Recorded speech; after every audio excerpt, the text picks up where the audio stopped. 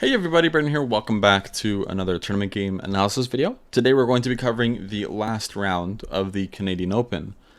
I am playing against the title player, a national master, father of a grandmaster, Ilya Blavstein, who is the father of Mark Blavstein, the grandmaster. And, well, this is not an ideal last round opponent because they're very strong, and I have to be a little careful here. But we did have a little bit of preparation to do before the round. This was the only round on the final day of the Canadian Open, and I had a 3-game win streak up to this point, recovering from a -2 score. Now I'm +1, so even if I lose the game, I end on an equal score, so there's some anxieties quelled because of that. But the toughest road is ahead of us.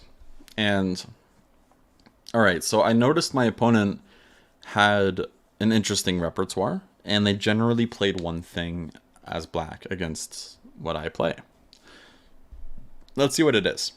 e4, e5, knight f3, knight c6, bishop b5, and now we see the move that Ilya played, f5. This is the Danish gambit.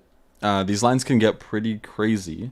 For example, there's like a line like this, knight c3, takes, d5, knight takes e5, and then I think you take here, knight takes, and then like queen g5, knight d4 checks c6, bishop f1. And I wasn't really willing to go into this versus someone that would clearly have better preparation in a line like this if this is all they play in classical chess. So that wasn't of interest to me. I instead opted for d3, which I think is the better practical choice. This looks like a silly move. But it's actually not at all. The reason why I say it looks silly is because after they take and then play knight f6 and we castle, it feels like that kind of benefits them. They trade an f-pawn for a d-pawn. But the truth is the f-pawn was providing a lot of cover for their king, and this will give us a lot of tactical opportunities later and actually offers us a advantage out of the opening. So d3 is a very, very good move. It's the second most common. Knight c3 is the most common. And the idea is now we're threatening to take on f5. Like here, we would love to take on f5, but after e4, turns out white is already slightly worse, unfortunately. So that's something we have to be careful of. d3, threatening to take on f5. And I noticed my opponent played a lot of knight f6s in this position, letting the opponent take the pawn, and I happily did so. And there's a lot of preparation that we have to kind of do here, because when they take, or when we take a pawn, especially in a known gambit line, we have to know what are the consequences of taking it. Should we give it back? Should we try to hold on to it? And what are their resources? And what are our resources? There's a ton of questions you can ask for positions like this. But generally, the way you figure it out is by kind of just playing around with the engine and just like suggesting random but natural looking moves. So that's what I did before the game. Is I looked at a lot of lines where they just developed naturally. What was my worst nightmare? Bishop c5. This is what was played. But I also looked at knight e7, which looked promising. And I came to the conclusion I would play bishop a4. You can take on e5. It's really complicated. c6, you have to play bishop g5 and ignore the bishop hanging. If you move the bishop here, then you're lost after queen a5 check, winning the knight on e5 here. So that would be a complete mess. There's also knight d4, which is also extremely messy. Bishop a4. They don't take the pawn back with the knight, but they have moves like b5, c6, developing their bishop. We have to be careful of a ton of lines like this. This one I was a little bit less scared of, but knight e7 looked a little promising and was more what I was expecting. But also bishop c5 was equally what I was expecting besides knight e7. And the problem with bishop c5 is, well, they're just going to develop and then they're just going to take the pawn back and then they get a bigger center than us. So we have to be careful. And there's two things we can do. In this position, we can actually try to keep the pawn, or we can give it back under favorable circumstances. I chose the latter here because I would rather get something tangible, where it feels like, okay, even though it's equal material, it feels like there's not compensation because, well, they have equal material. But if we try to keep the pawn, then it feels like there might be a compensation, and that's a word that can particularly scare someone when they're playing someone much higher rated and much stronger. So we see castles, and then knight c3. This was my idea, is that they're going to try to play d6 and play this kind of like a normal Rui, where they're going to be taking on f5 next move. So we have to make sure that if they want to, they have to take it under the worst circumstances. So the idea with knight c3, knight d2 also works, is that knight to e4 is a problem. If they take back immediately, this is just lost. After knight takes e5, bishop takes, and knight takes e5. We can see the knight can come to c4, the queen can come to e3, bishop can come to e3. It doesn't even matter because we're up a pawn in this position. They have tripled isolated pawns.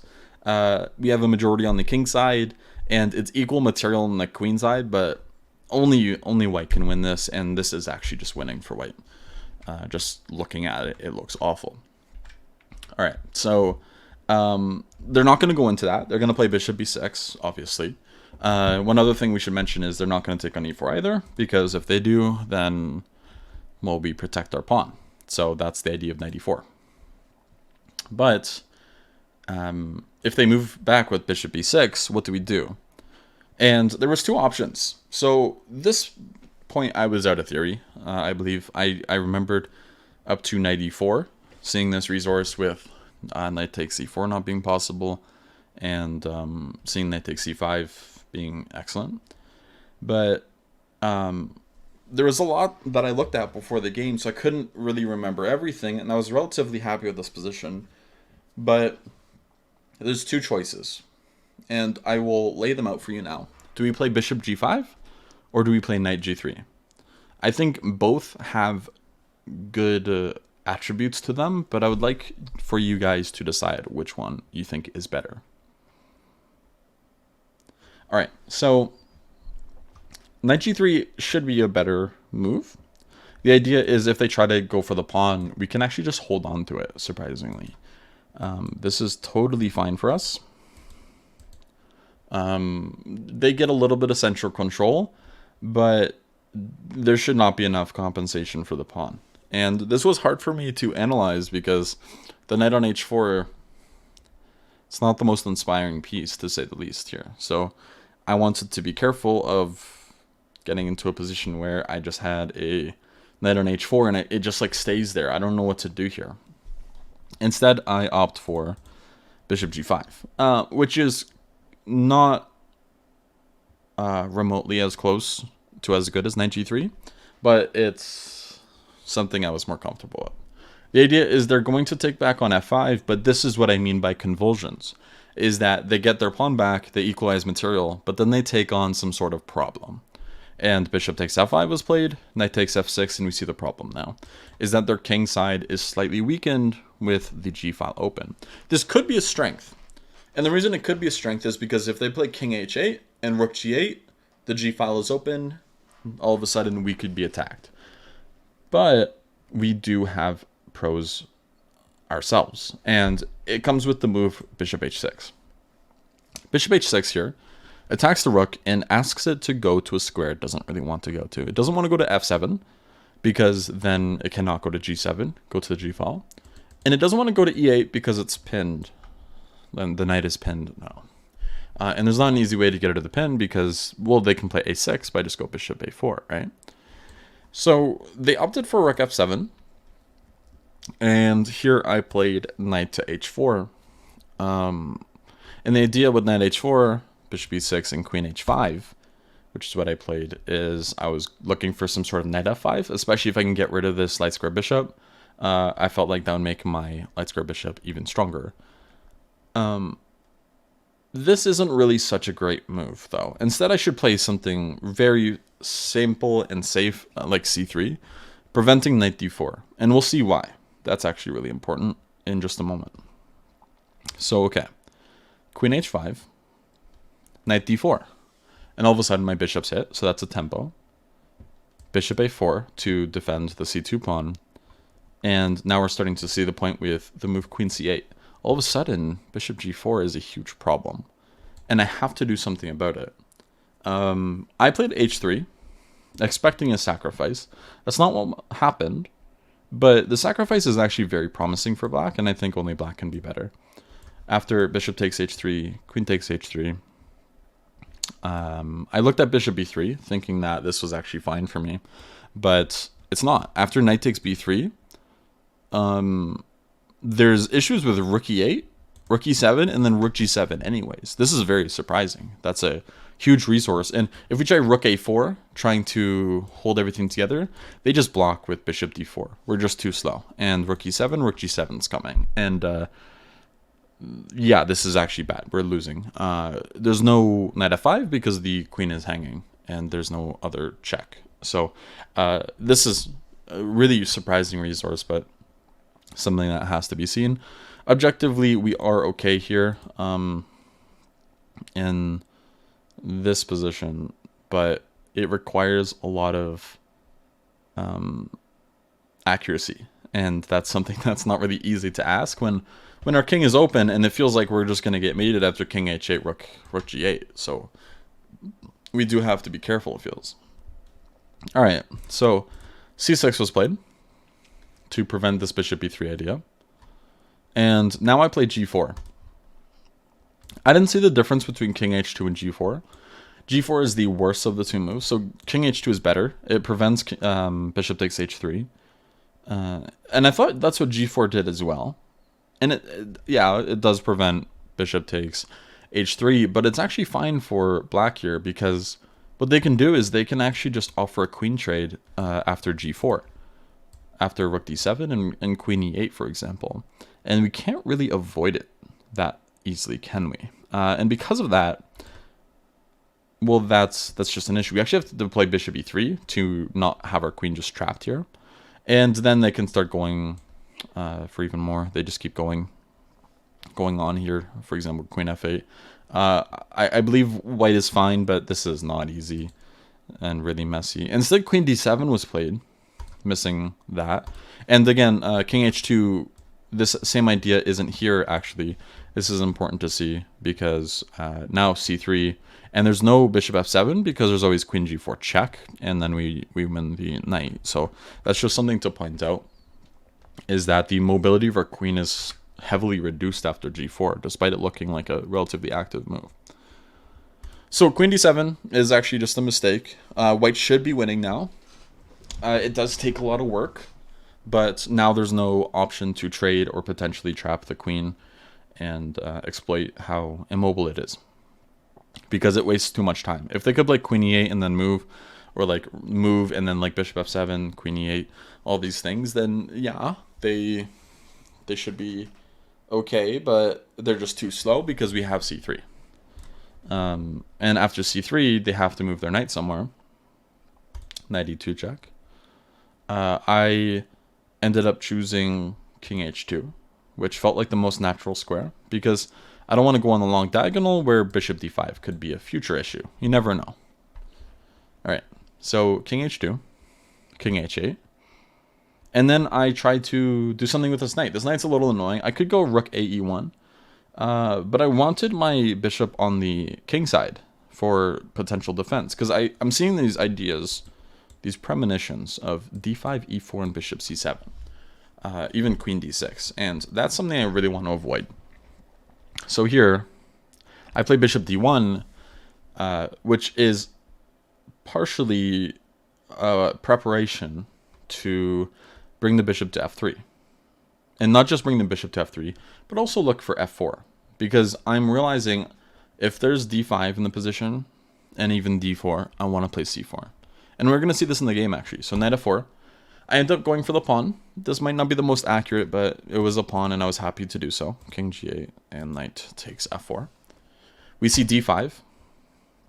And I don't really want to play d4 here, because this looks really scary. That's something I wanted to avoid. So instead, here, what I did was I played king h1. And the idea is bishop c7, knight g2. And if they ever play queen d6, I just have f4. And I'm arguing that I'm totally fine here. I'll play bishop f3. I'll eventually bring my rooks to the e-file, and I'm up a pawn. So even though they have the bishop here, my king should be safe as long as the pawn's on f4. For example, actually a stupid move is ever putting the bishop on f3 before f4 is played. That's something to point out. d4 is played, and this is what I was talking about that I wanted to watch out for, because now bishop d5 looks like a very serious issue. Like if I'm just stupid here, bishop d5, all of a sudden how's queen d6, queen h2 going to be stopped? Because if they play f3, queen d6 anyways, you can't really play f4 without bishop takes g2. It feels like weaknesses are starting to be created. So I wanted to avoid that. And so I played c4, and this just prevents bishop d5. If they play b5, I just play b3. And the cycle can continue. If they go here, then I can just like play rook b1 or something, a4, and I just ignore it. Maybe rook c1.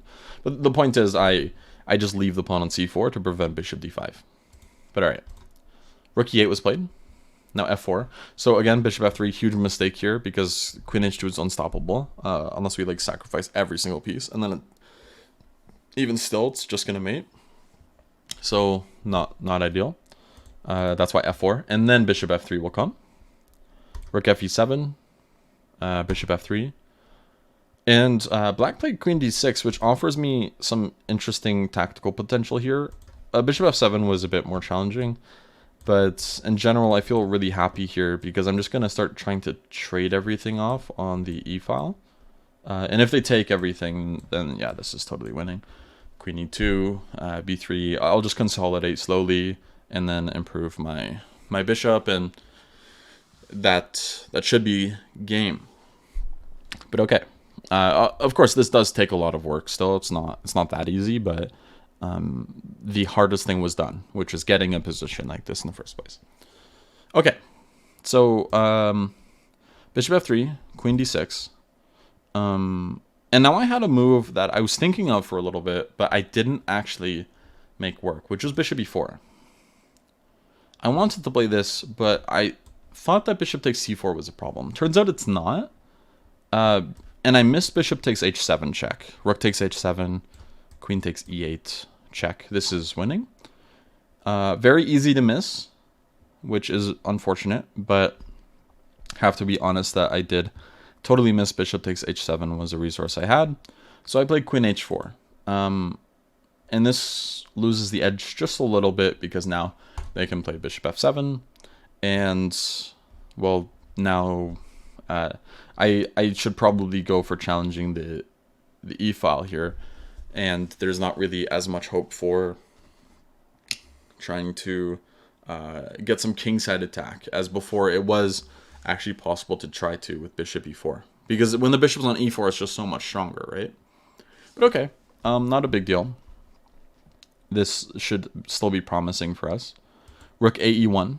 And then bishop g6 came, and that was actually really annoying because d3 is always hanging, so I can't just challenge everything on the e-file immediately. So I don't. I trade once because I need to at least subdue some pressure on the e-file.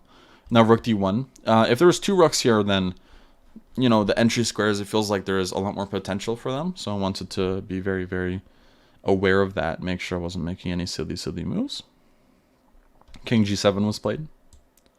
I played king g1.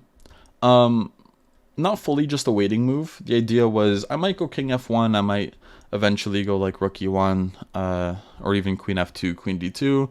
I just thought the king would be better on g1 than h1, because now, at least also if f5, this isn't mate anymore, which might not be a thing at all to even think about anyways, because this is a scary move to allow. But at least it's not mate, right? It just adds a little bit of like resources in the position. So now we see h6, and then I play a move hoping for one of their replies. I play queen f2, hoping for f5, because if they play f5, it kind of lets us start making progress in the position, whereas if they don't do that, it's a little bit harder to see how progress will be immediately made. Because I don't want to play f5, and queen d2, if I ever challenge the e-file, they can still take, on e1, because if I take with the queen, then d3 hangs, and if I take with the knight, f4 hangs. So it's a little unclear what I do. I was thinking maybe I'll play a3, b4, but I was kind of out of plans at this point.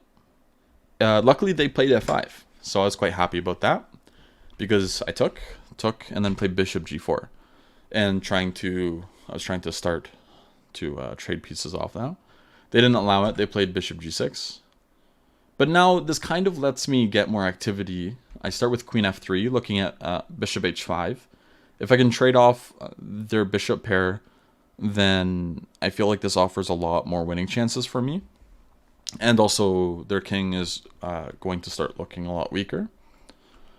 They played rook f7, which I was happy to see.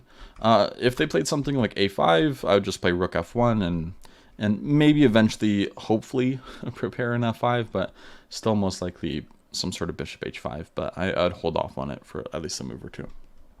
But okay, rook f7, and then rook e1, taking over the open file, which I was really happy about. And then my opponent blundered with queen f6. Objectively, this position's already extremely hard, but I think queen f6 just makes the conversion a lot easier to play. But we have to see why.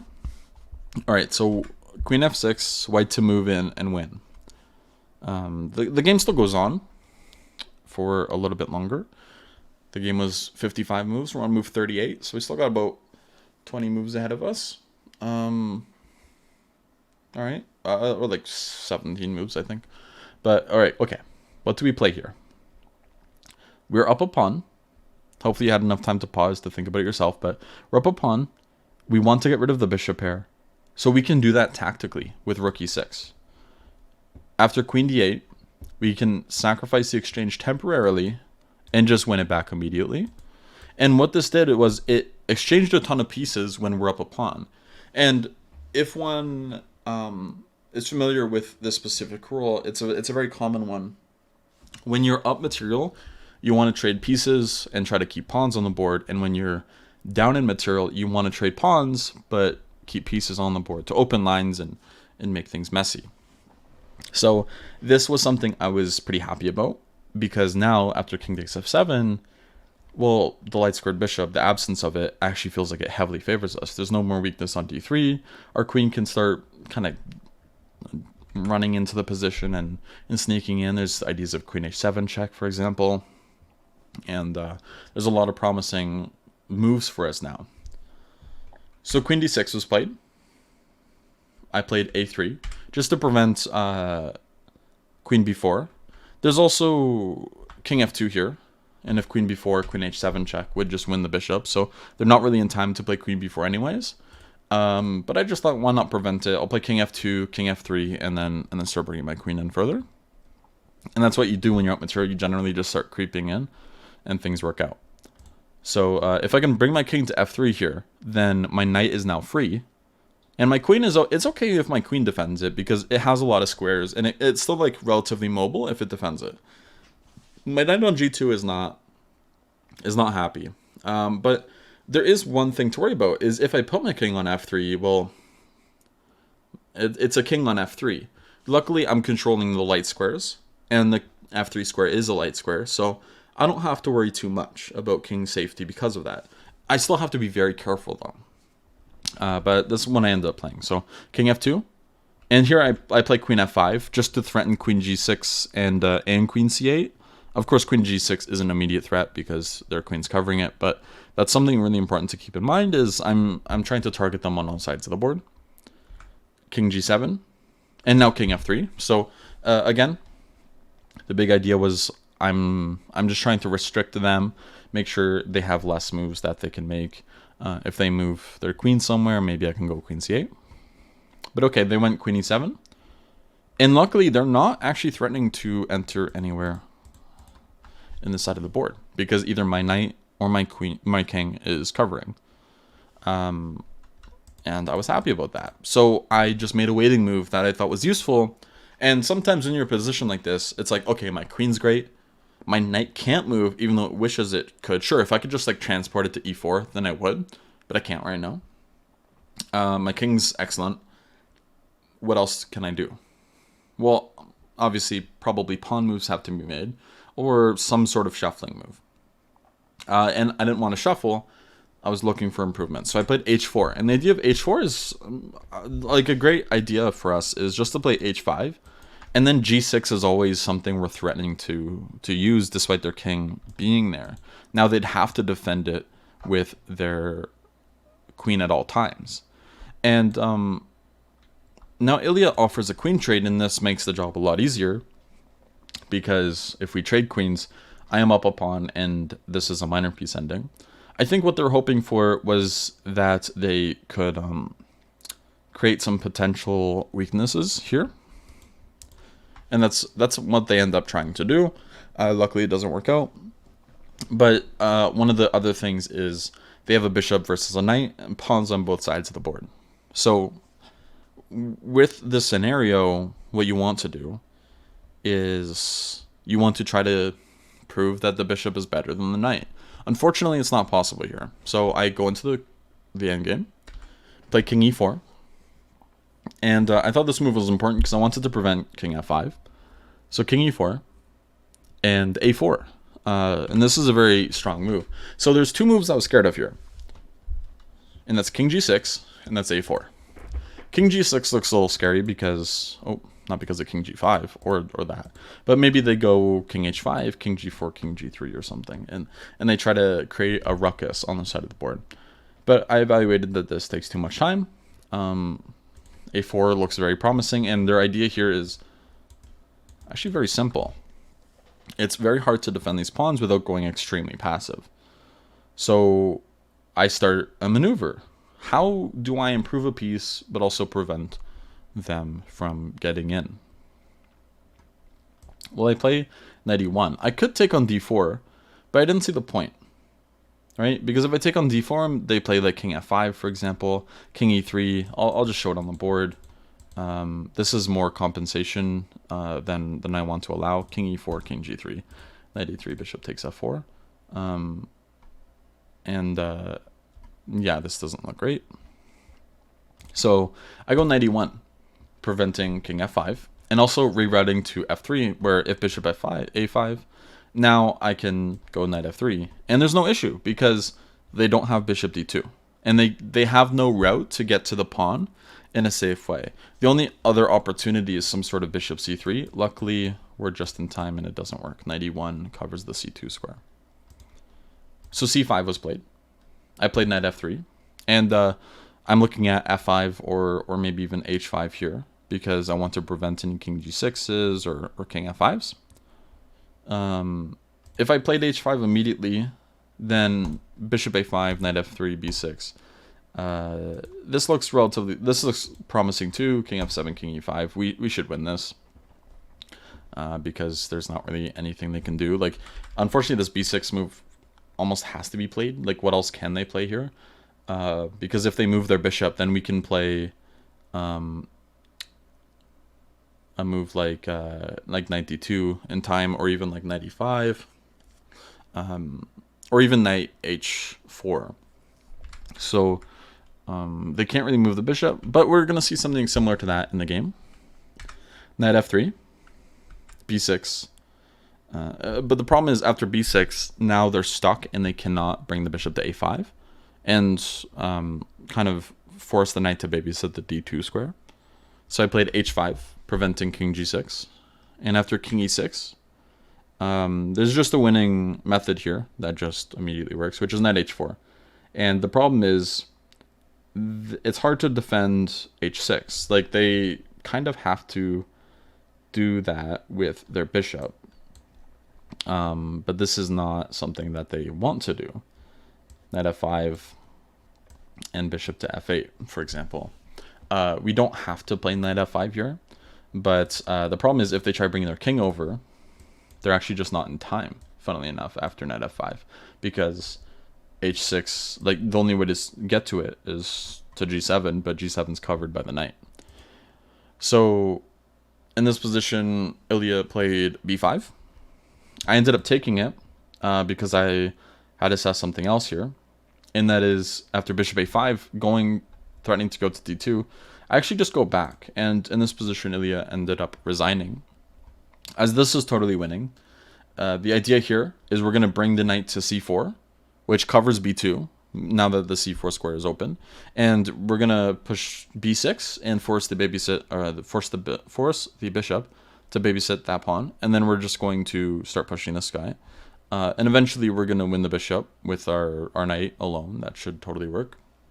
While the king is stuck making useless moves on the king side. We can end up going for this pawn on h6, or we can just go for the queen side, but there's many methods to win, so it's not actually too important.